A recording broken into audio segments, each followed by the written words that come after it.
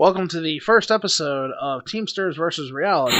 This video is sponsored by Scabs Bandages. Because remember, scabs heal Union wounds. So here we see the Union's best and brightest describe their grievances with the evil, awful corporation called Keolis. But do these complaints live up to reality? Now, at first what we see are people expressing their concerns and personal struggles that they've had to face due to the strike. But let's not forget who called the strike and who continues the strike. Up first we have... My name is Gershauser, and I'm an essential transit driver and frontline worker for RTC bus system. And now, just because I'm a Teamster, Keolis wants to portray me as a thug. The reason why they're referring to you as Union thugs is because of the bullying tactics that you guys have been using against all those who think for themselves and cross the picket line. Or some spoiled brat that wants his way.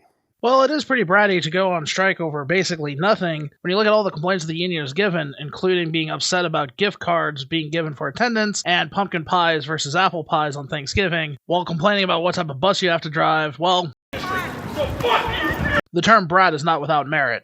I'm a lifelong Nevadan who gratefully serves his community. Yes, I want to make a living and need to. My needs are just as important as any others. Everybody wants you to make a living. We don't want you to be homeless. But because a foreign corporation comes into our city and tells you we're going to take away everything you have built in a 40-year-old collective bargaining agreement.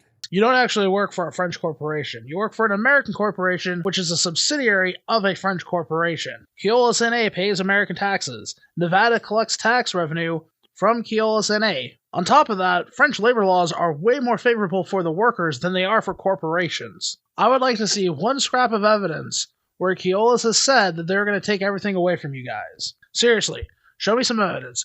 Don't talk to me about the CBA from NV being crossed out or any of that other jazz. I'm talking about please show me specifically where Keolis said they were going to take everything away from you. Because the reality is, they haven't. We're in the final parts of this CBA negotiation, and Keolis has compromised with the union on most parts.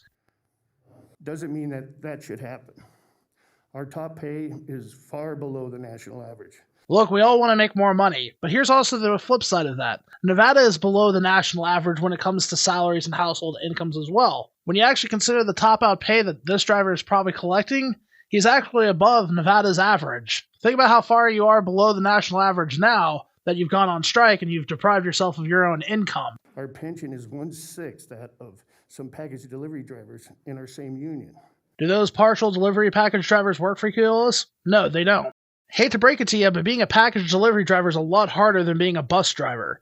Those guys are in and out of their trucks all the time, having to lug around 50-pound packages all day, and most drivers complain to high heaven if they have to strap down 3 wheelchairs in a single shift. From day one, in my opinion, this company has treated its employees poorly by bullying, threats, mismanagement, and at times, complete chaos.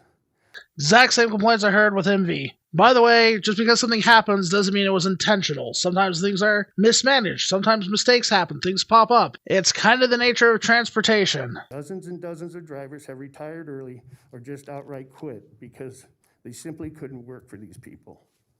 You know what I've also seen has caused a lot of drivers to quit? The bullying tactics of the union. But hey, let's not talk about that. Let's not talk about the endless new hires that get called scabs from day one just because you guys are paranoid. Or how they feel completely overworked and exhausted because you guys abuse the attendance system. Not saying you in particular, but I'm talking about you as you senior drivers that are all gung-ho about this union. As long as this company has your contract, I believe nothing will change.